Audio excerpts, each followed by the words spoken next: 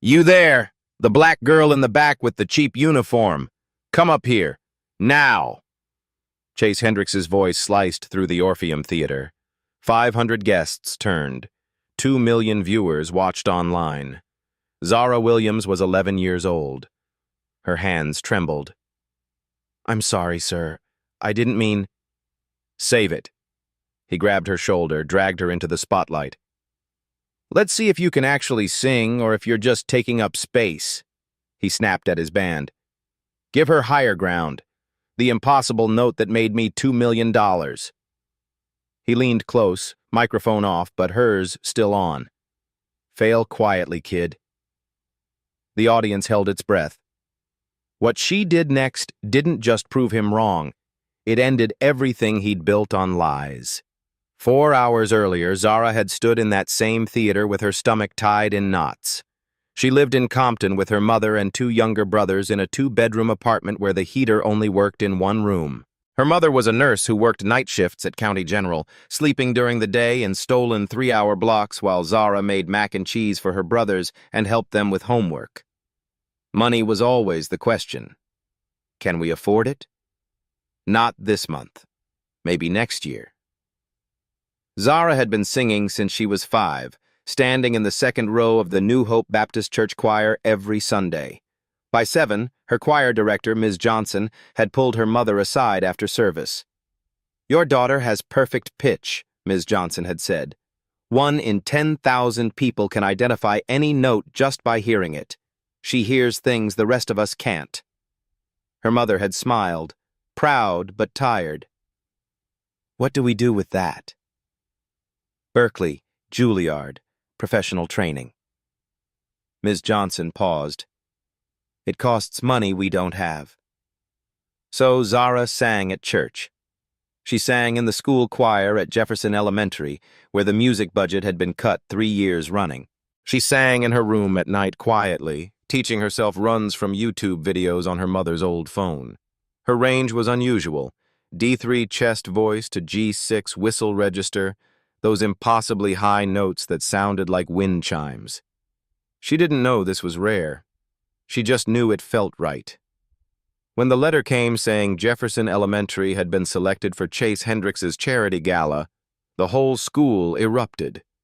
20 choir students would perform as background vocals, real stage, television. Zara's mother bought her a new white blouse from the discount store, tags still attached until that morning in case they needed to return it. Chase Hendricks was famous for these galas, one every year in a different city, raising money for underprivileged schools, posing for photos with kids who looked like they needed saving. The press called him generous. His brand was built on being the voice of a generation. 4 platinum albums, 2 Grammys, endorsement deals with Pepsi and Nike.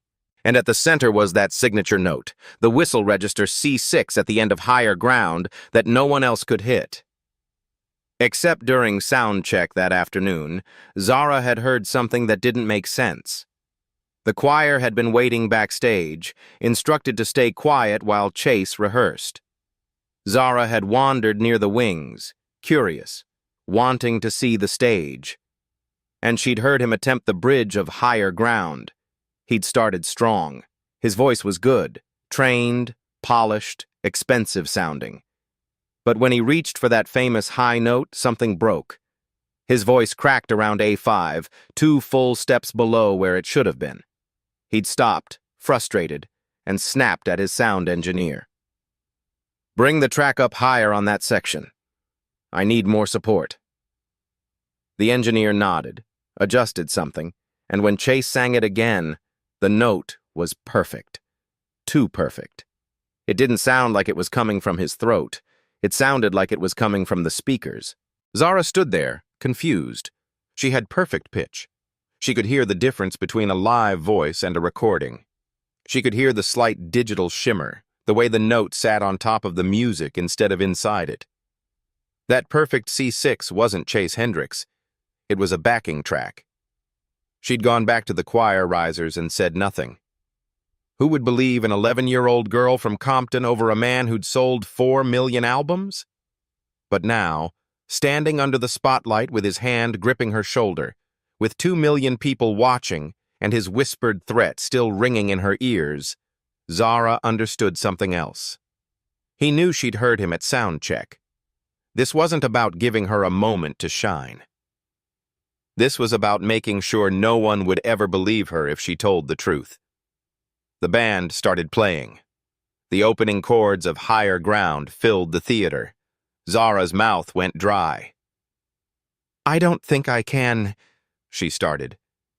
"Sure you can, sweetheart." Chase's voice was loud for the audience. "Just follow the music." But Higher Ground wasn't easy. The verse sat comfortable, but the bridge climbed relentlessly toward that signature whistle register C6 that had made Chase Hendricks famous. The note Zara now knew he couldn't actually sing. Chase stepped back, giving her room to fail. "Whenever you're ready," he said. Zara took a breath. Her grandmother's voice echoed from that morning. "Baby, if someone tries to make you small, you stand tall." She opened her mouth to sing, but stopped. "Mr. Hendricks?" Her voice was small but carried through the microphone. Chase's smile tightened. "Yes? Can you turn off the backing track, please?" The theater went silent. Chase blinked. "What?" "The backing track. Can you turn it off? I want to sing it for real." Confused murmurs rippled through the audience. Chase's smile froze. "The backing track is part of the arrangement, sweetheart." "But you sang it without the track at sound check," Zara said. Her heart pounded. "You sang it alone." The murmur grew louder. Chase's jaw tightened. "Sound check is different from performance." "Then can you sing it first? Show me how, without the track?" The question hung in the air. Chase stared at her. The audience stared. The cameras zoomed in. "Excuse me?" "I want to learn from you," Zara said, her voice still respectful but firm. "Sing it without the backing track so I can hear how you do it." 3 seconds of silence. Then Chase laughed. Sharp. "You want me to audition for you?" "No, sir. I just want to see if you can actually hit the note." The theater erupted. Gasps, scattered laughs. Chase's face flushed red.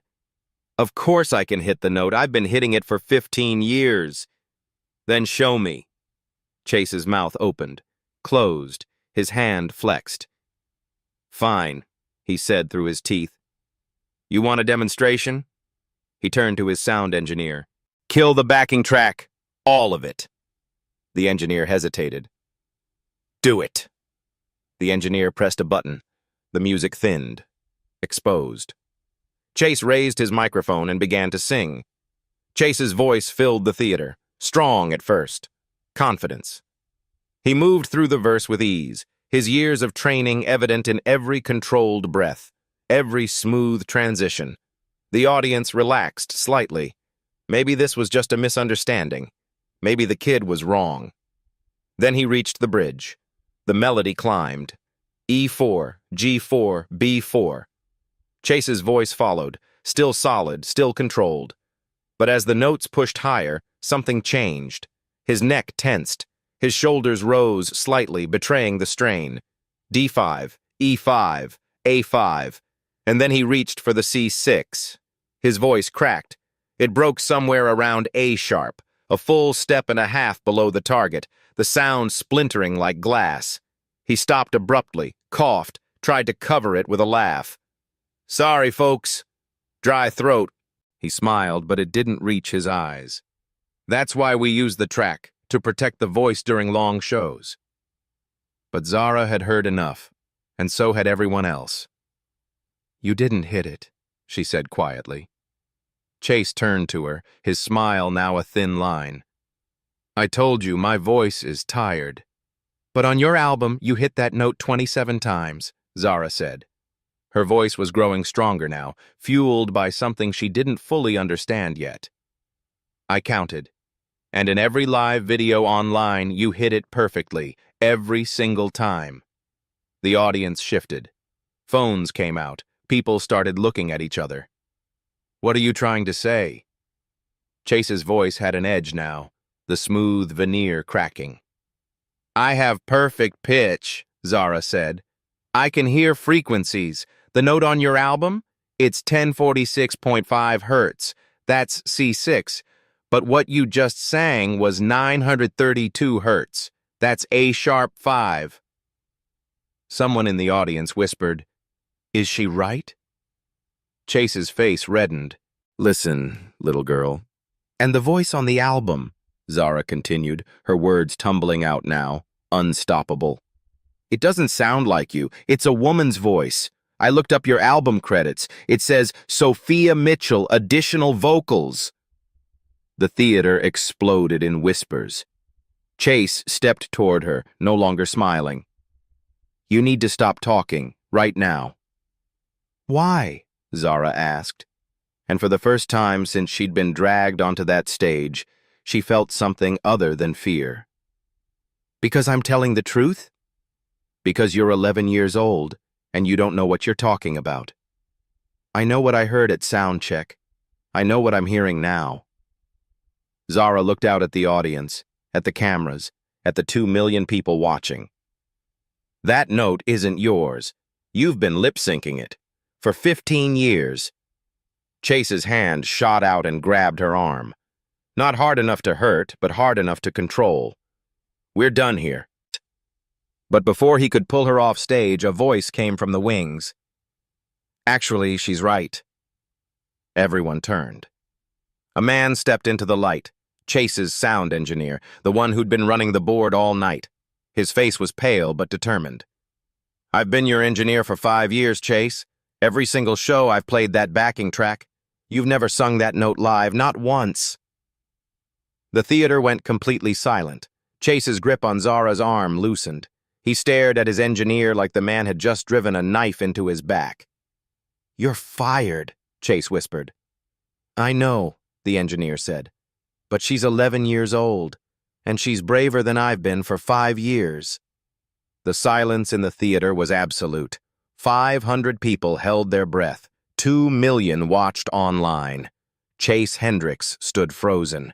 His sound engineer had just destroyed him in front of the world.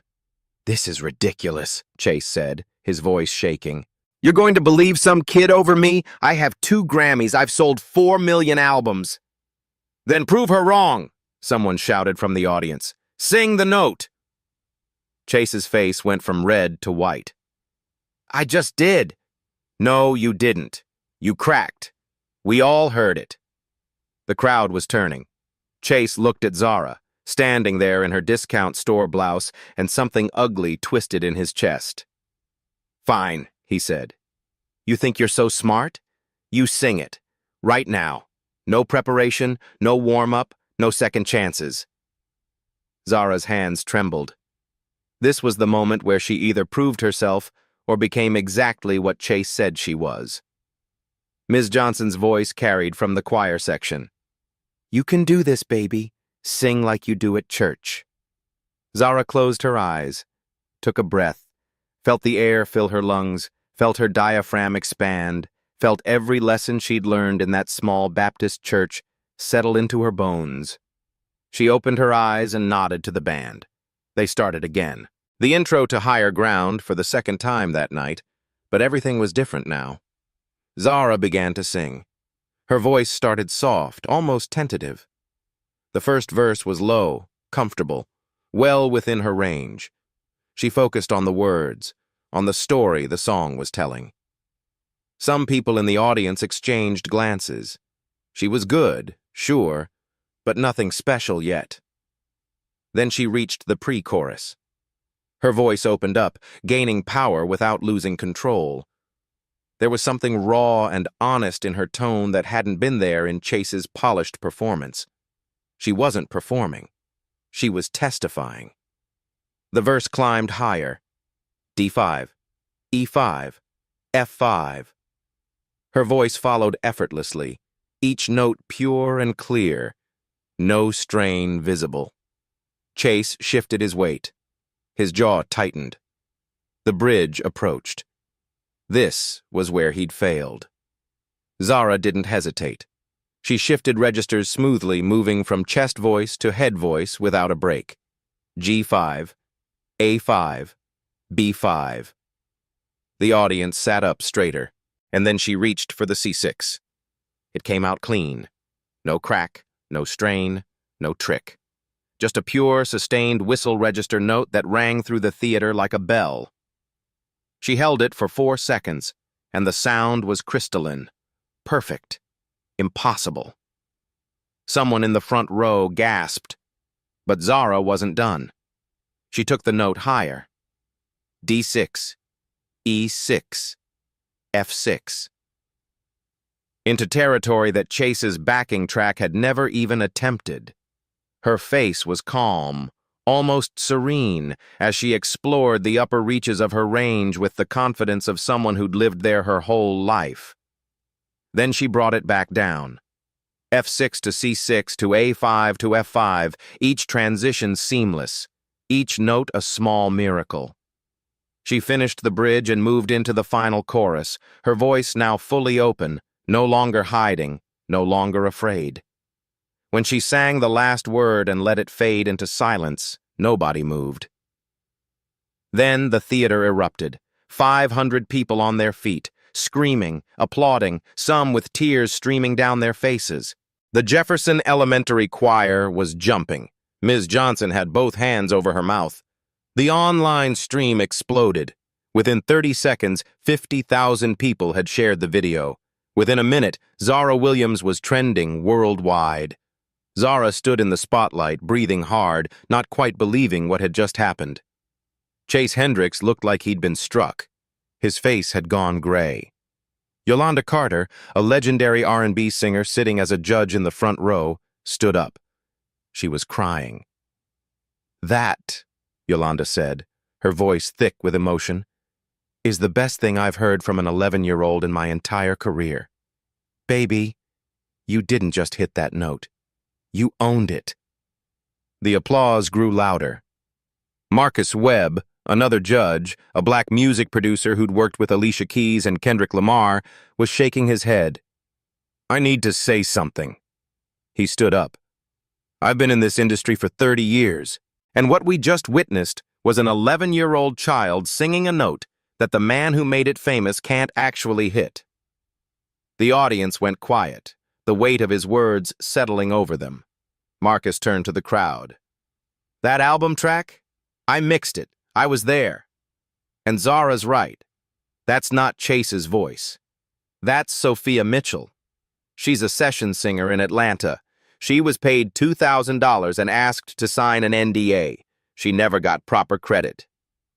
Chase tried to speak, but no sound came out. "I stayed quiet because that's what you do in this industry," Marcus continued. "You protect the star. You protect the money. But I'm done protecting lies, especially when an 11-year-old has more courage than I've had in 3 decades. The theater exploded. Journalists typing furiously, audience members shouting questions, cameras abandoning fixed positions.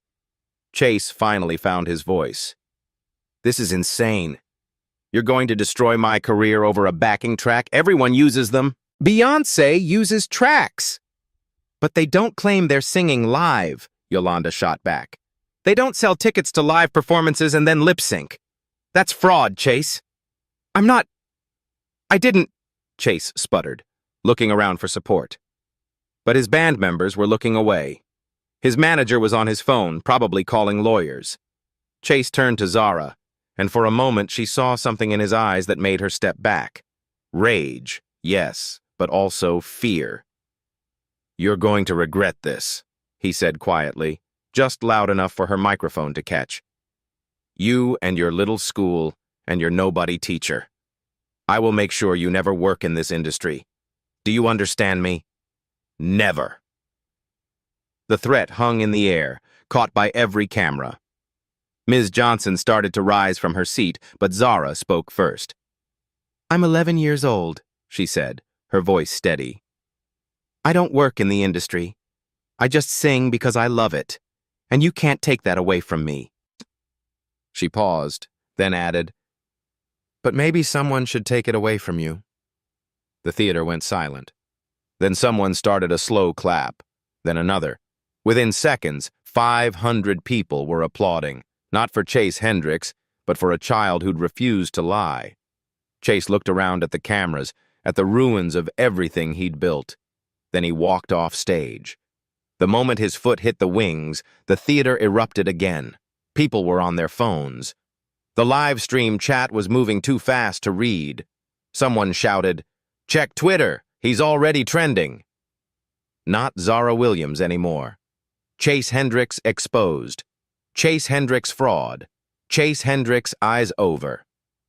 Within 5 minutes, his Wikipedia page had been edited.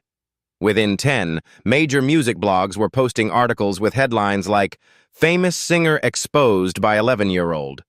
Within 15, 3 of his sponsors had issued statements saying they were reviewing their relationship with him.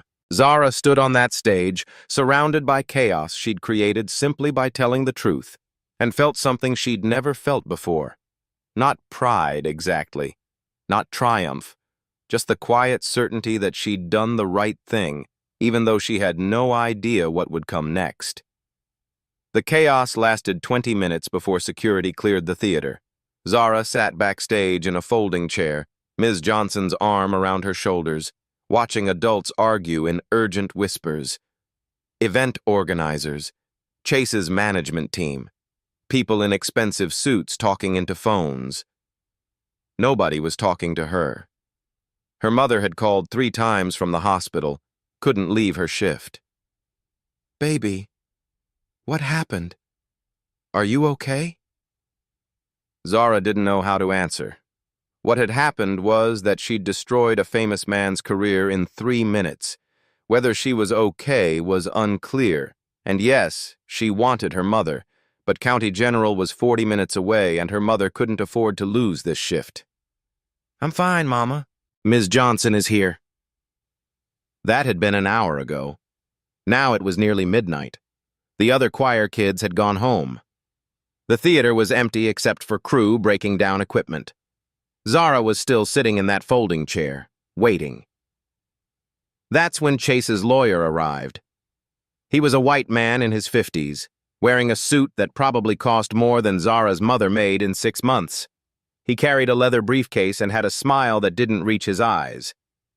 "Miss Williams," he said, pulling up a chair, "I'm Robert Kraft. I represent Mr. Hendricks." Ms. Johnson's arm tightened. "She's 11 years old. If you want to talk to her, her mother needs to be present." "Of course. I'm not here to interrogate anyone. I'm here to resolve this unfortunate misunderstanding." "There's no misunderstanding," Ms. Johnson said. "Your client can't sing the notes he's famous for. That's fraud." Kraft's smile didn't waver. "The music industry is complex. Artists use vocal support, backing tracks, studio enhancement. It's standard. What happened tonight was a young girl making serious accusations without understanding the professional context." "I understand that he lied," Zara said quietly. Kraft turned to her.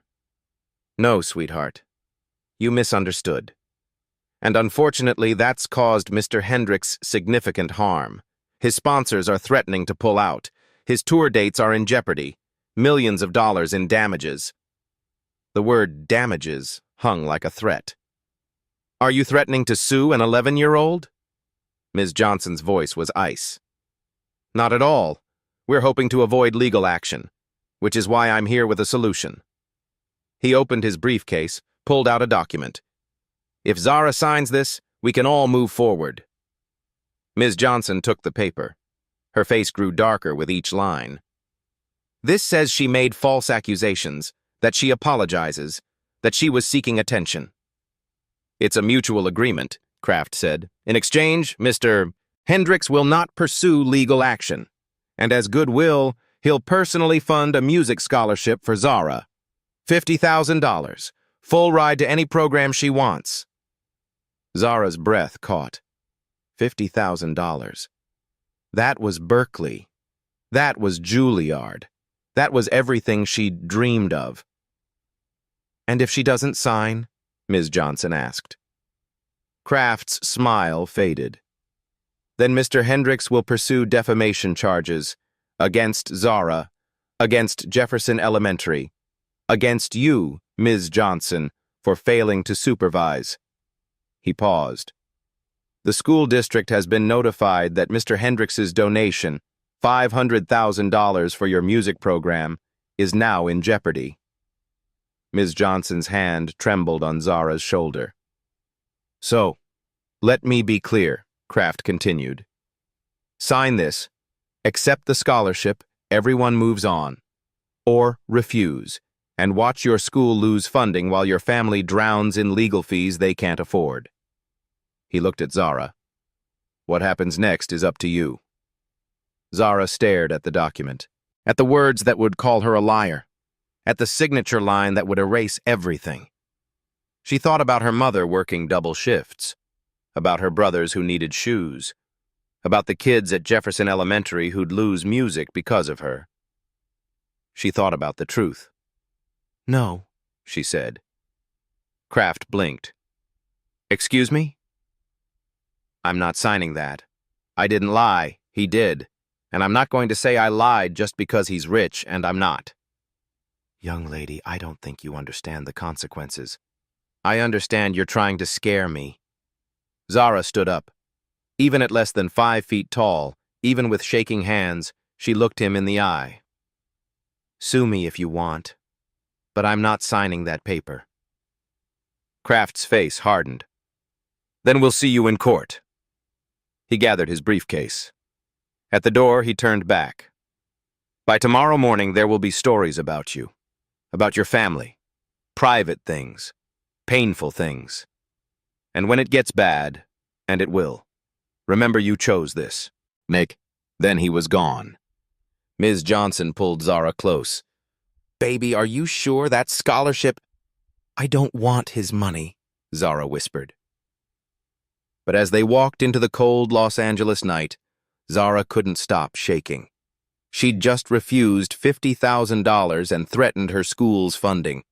She'd made an enemy of one of the most powerful men in music. And she had no idea if telling the truth had been worth what it was about to cost. Zara woke up to her phone buzzing like angry bees. 6 in the morning, 3 hours of sleep. Her mother sat at their tiny kitchen table with her laptop open, face pale. "Mama? Baby, don't go online today. Don't look at—" But Zara had already picked up her phone. The screen was full of notifications. Thousands. She opened Twitter. The first thing she saw was a photo of their apartment building. The peeling paint visible, the broken security gate, trash bins overflowing. The caption, "This is where Zara Williams lives. While she accuses Chase Hendricks of fraud, she's clearly desperate for a way out of poverty." Her hands went numb.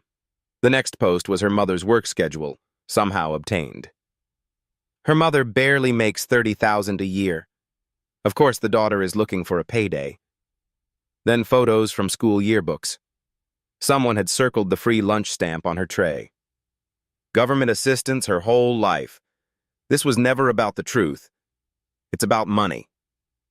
The comments were brutal. "Ungrateful kid. She should be thanking Chase. This is what happens when you give these people opportunities." These people. Her phone buzzed with texts from unknown numbers, threats, slurs. Ms. Johnson called. "Don't come to school. The principal wants to meet. There are reporters outside." Reporters. Because of her. Zara felt like she was drowning. But then, at 7:15 a.m., something changed. A woman named Sophia Mitchell posted a video. She was in her 30s, black, sitting in a recording studio with gold records behind her. "My name is Sophia Mitchell. I'm a session singer. And I'm the voice Chase Hendricks has been selling as his own for 15 years. Zara's mother grabbed her hand. "That little girl told the truth last night. I sang the whistle register notes on Higher Ground and 4 other songs. I was paid $2,000 per song and asked to sign an NDA. Sophia held up a document. "This is my contract. This is proof. And I'm done staying silent while a child gets attacked for exposing what I was too afraid to expose." The video had been posted 8 minutes ago. Already 50,000 views. Within an hour, 2 million. Within 3 hours, 7 more session singers came forward, each with contracts, each with recordings, each confirming what Zara had said. By noon, the narrative had flipped. Chase Hendricks Exposed was trending with proof, not speculation. Zara sat on her worn couch, watching the internet tear apart the man who'd tried to destroy her. She wasn't alone anymore. Chase Hendricks wasn't going down quietly.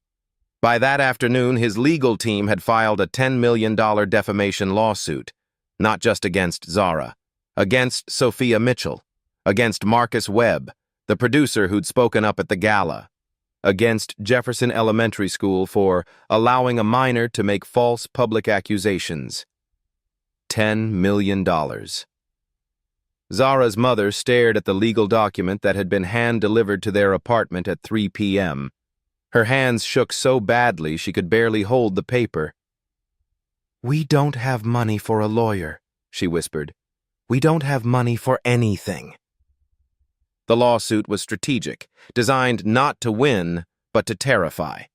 Chase's team knew that even if they lost, the legal fees alone would bankrupt everyone involved. It was a weapon, and they were wielding it with precision. But the counterattack went deeper than lawsuits. By 4 p.m., gossip sites were running coordinated stories. Sources close to the Williams family claimed that Zara's mother had pushed her daughter to confront Chase, that the whole thing had been planned to extort money. One article included quotes from former neighbors saying the family was known for playing victim and looking for handouts. None of it was true. All of it was published. By 5 p.m., Zara's school was under siege.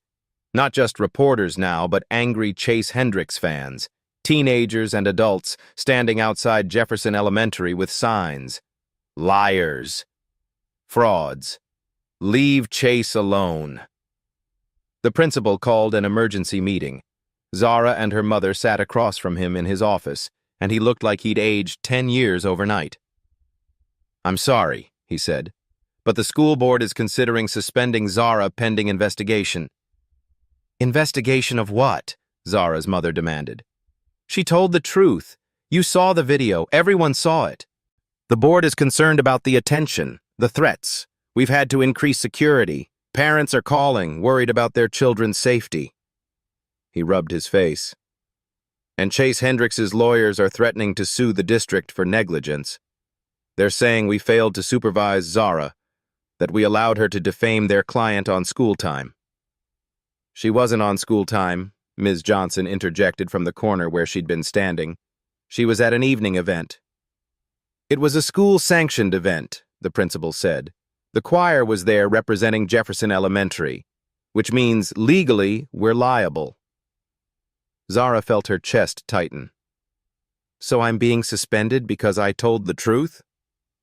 "You're being suspended because the school can't afford to fight a lawsuit from Chase Hendricks's legal team." The principal's voice was heavy with regret, but the words still landed like stones. "I'm sorry, Zara. I truly am. But the board meets tomorrow, and I don't think I can protect you." They left the school through a back entrance to avoid the cameras. At home, the apartment phone wouldn't stop ringing. Reporters, threats. Someone claiming to be from Child Protective Services saying they'd received reports that Zara's mother was exploiting her child. It was fake. CPS didn't work like that, but it was effective. Every call was a small knife. Zara's brothers were scared. They didn't understand why angry people were outside their building, why their sister was on TV, why everything felt like it was falling apart. That night, Zara's mother sat on the edge of her bed. Her eyes were red from crying. "Baby, I need to ask you something." Her voice was barely above a whisper. "If you could take it back, would you?"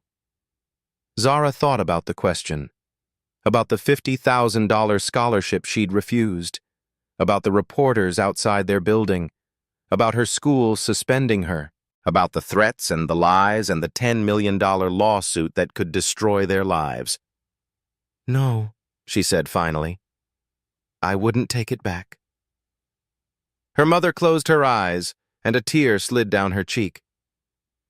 "Then we fight. I don't know how, but we fight." But fighting seemed impossible when the enemy had unlimited money and unlimited reach. At midnight, Zara lay awake in the bed she shared with her brothers, listening to them breathe in their sleep.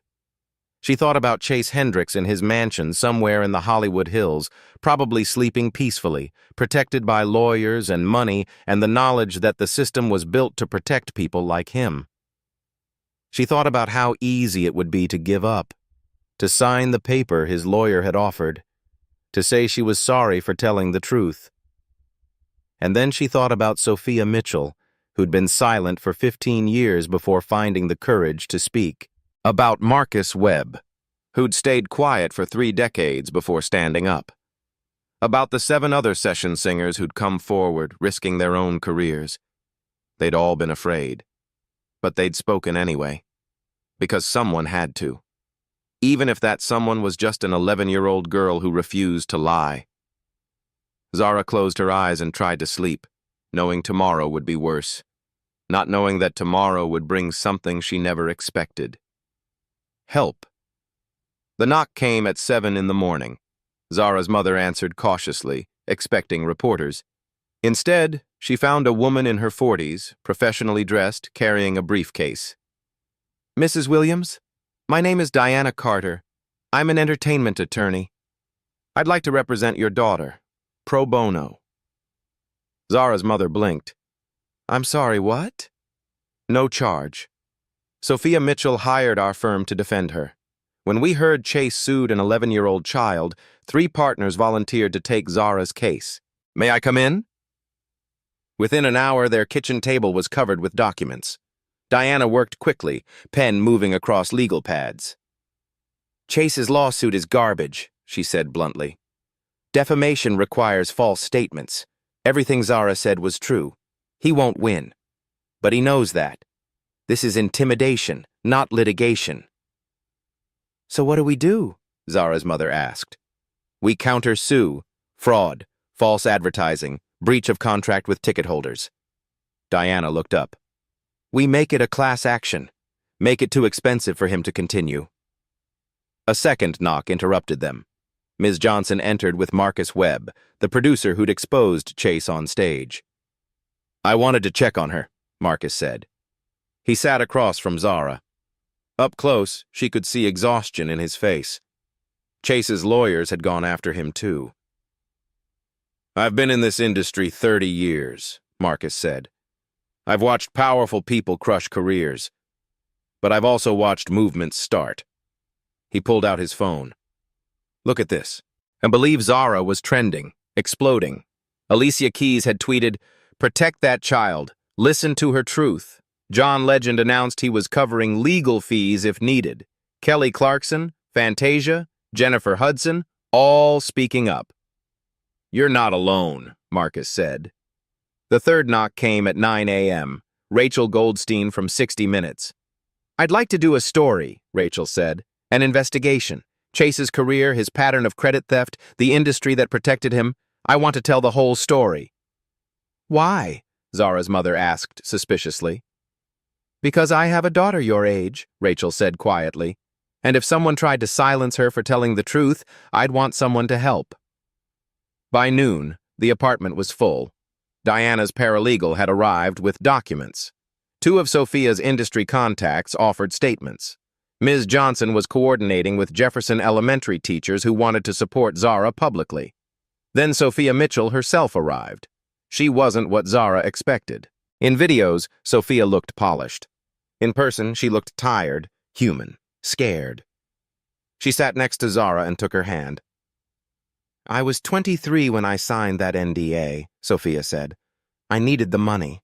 I needed the credit.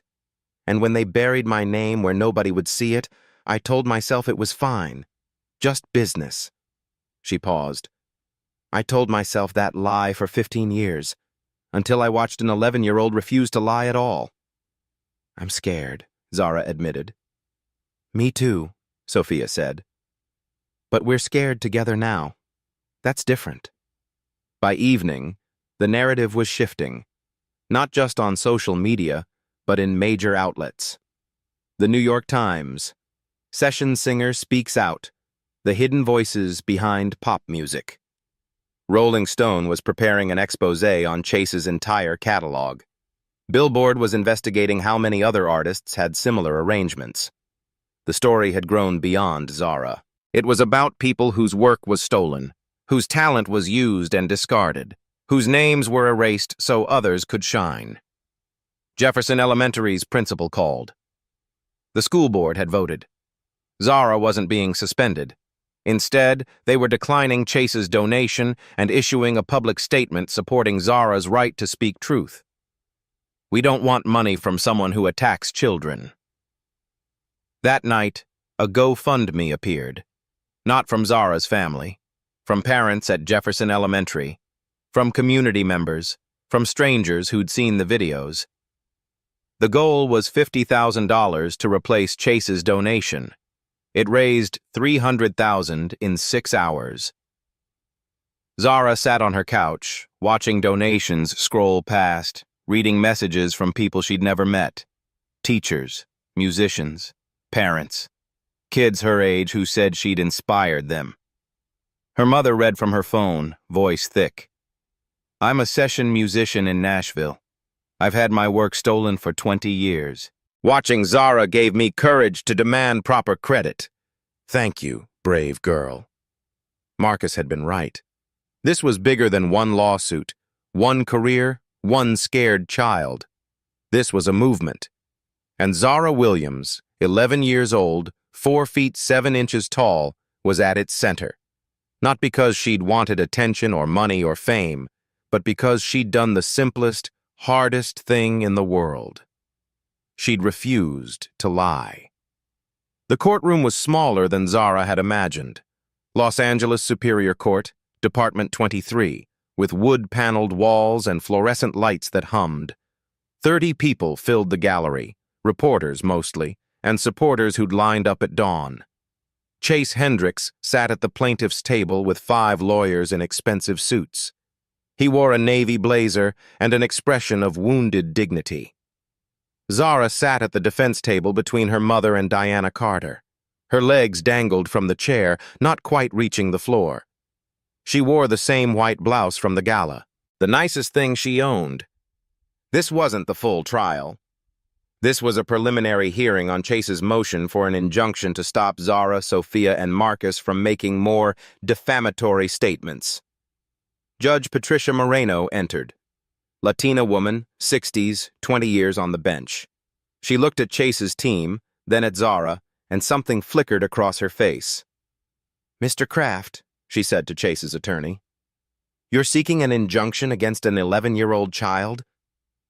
"Your Honor, the defendant's age doesn't negate the harm caused by her false statements." "Were they false?" Judge Moreno interrupted. "That's the question. The statements were made with malicious intent to destroy my client's reputation. The statements were made in response to your client publicly humiliating her on stage." Diana Carter stood. "Your Honor, if I may." Judge Moreno nodded. Diana approached with a tablet. "I'd like to enter footage from the charity gala, unedited." Bow. The courtroom watched Chase drag Zara onto stage, watched him whisper, "Don't embarrass yourself, kid," into a live microphone, watched him fail to hit the note. When it ended, silence. "Your Honor," Diana continued, "the plaintiff didn't summon this child because she lied. He summoned her because she told the truth, and it cost him money. That's not defamation. That's the consequence." Judge Moreno turned to Kraft. "Do you have evidence that Miss Williams's statements were false?" "Your Honor, the music industry commonly uses vocal enhancement." "That's not what I asked. Did she lie? Yes or no?" Kraft shifted. "The characterization of my client's use of standard practices as fraud is defamatory. Yes or no, Counselor?" Silence stretched. "We believe the context was misleading," Kraft finally said. "So no." Judge Moreno made a note. "Ms. Carter, Do you have evidence supporting Miss Williams's claims? Yes. I'd like to call Sophia Mitchell.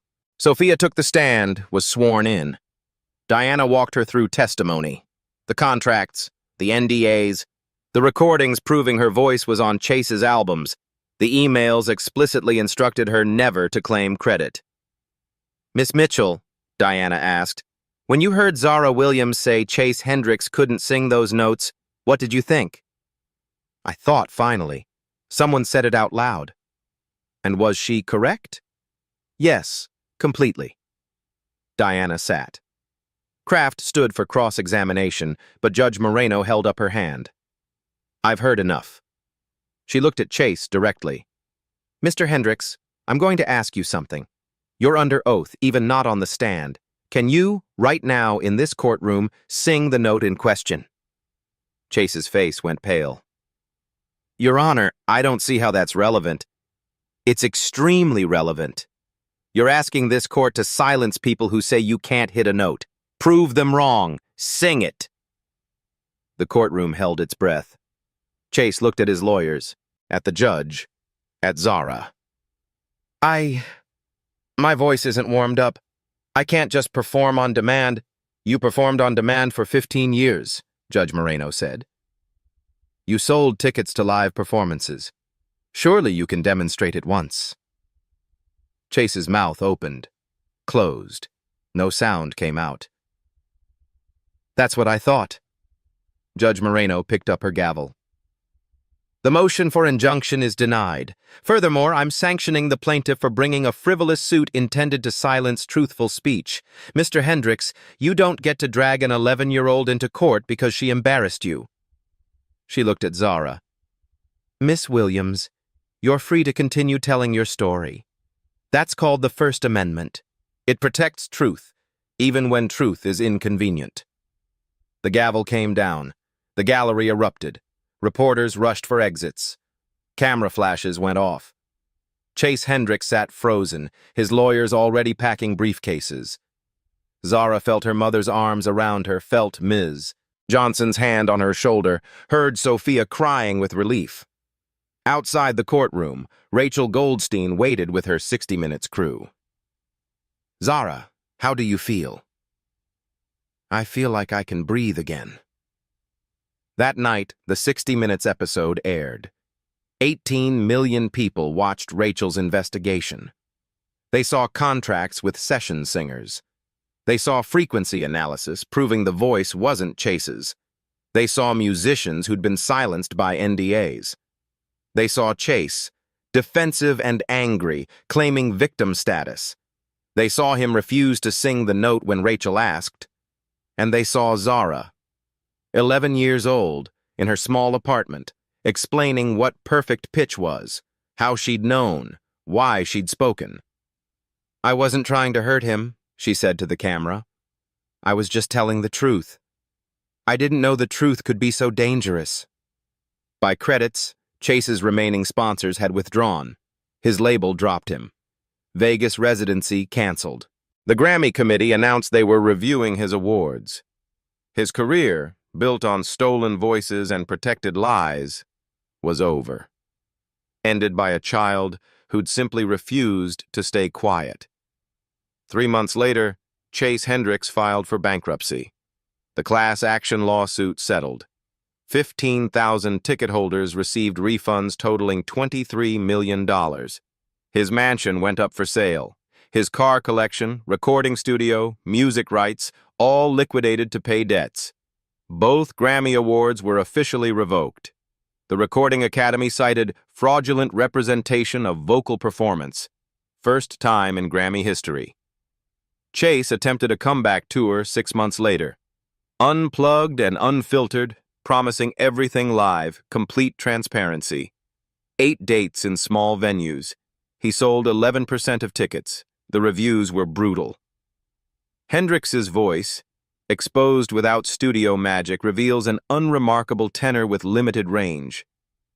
The Emperor has no clothes. After the 3rd show, he canceled the rest.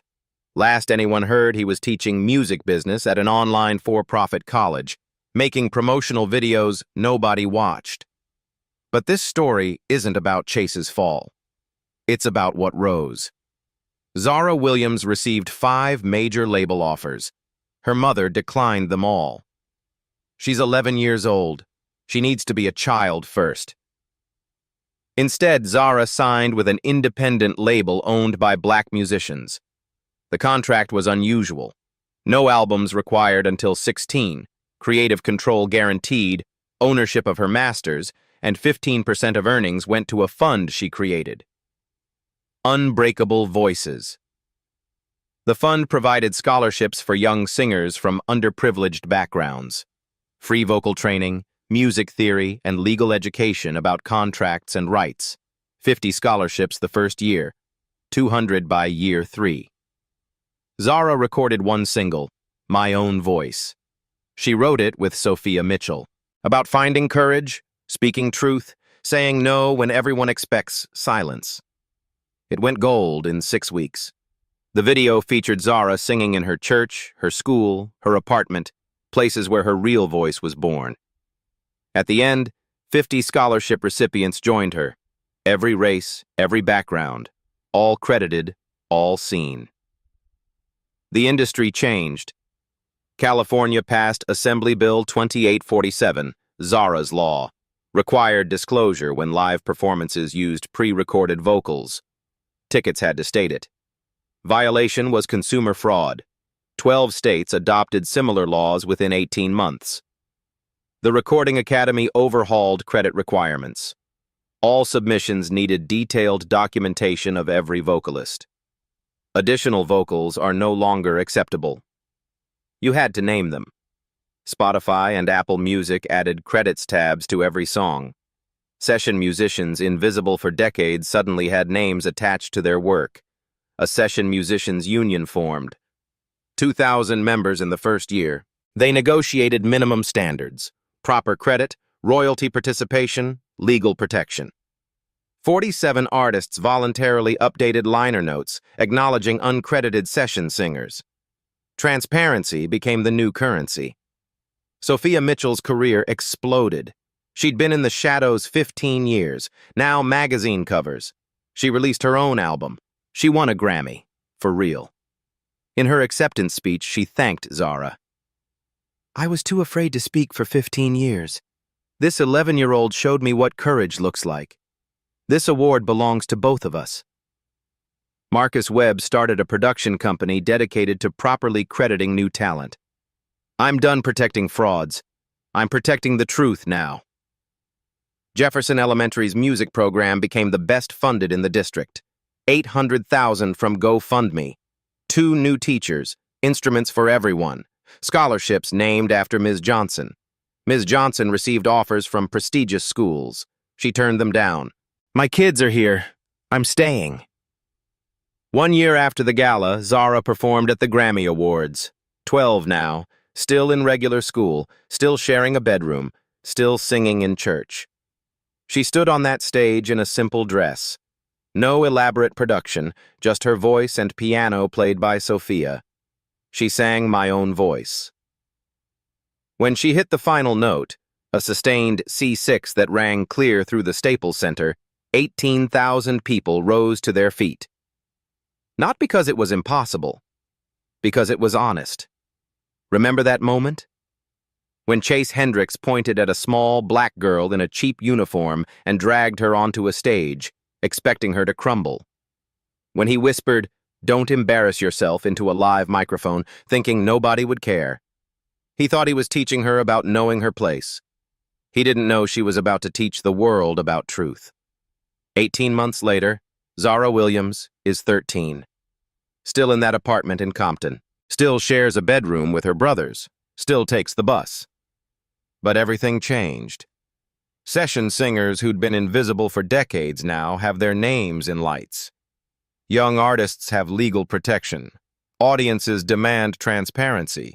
And across the country, kids are singing unafraid because they watched an 11-year-old refuse to shrink. Zara didn't just hit a note Chase Hendricks couldn't reach. She hit a note the entire industry couldn't ignore. The note that says, your truth matters more than their comfort. The note that says, Being small doesn't mean being silent. Chase thought he could destroy her with threats and lawsuits and money.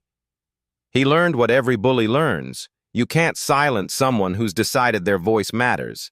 Today, Chase teaches online classes nobody remembers, awards revoked, mansions sold. Legacy is a cautionary tale. And Zara?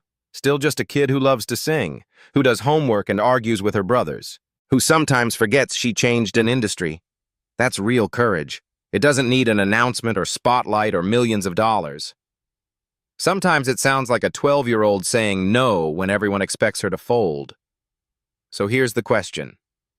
If you were there, would you have stood up for Zara when lawyers came? When threats started? When everyone said stay quiet? Or would you have stayed seated, relieved it wasn't you? Drop your honest answer below. We all think we'd be heroes, but courage is harder than we imagine. And if you've ever been told to stay small, to know your place, to accept the lie, share your story. Zara's voice was just the beginning. Yours matters too. Go back to minute 14. Watch Chase's lawyer realize he's losing. Watch his face when the judge asks Chase to sing. There's a micro-expression, pure panic, 0.8 seconds. Once you see it, you can't unsee it. If this story reminded you why truth matters, share it. If it made you think about your own voice, subscribe.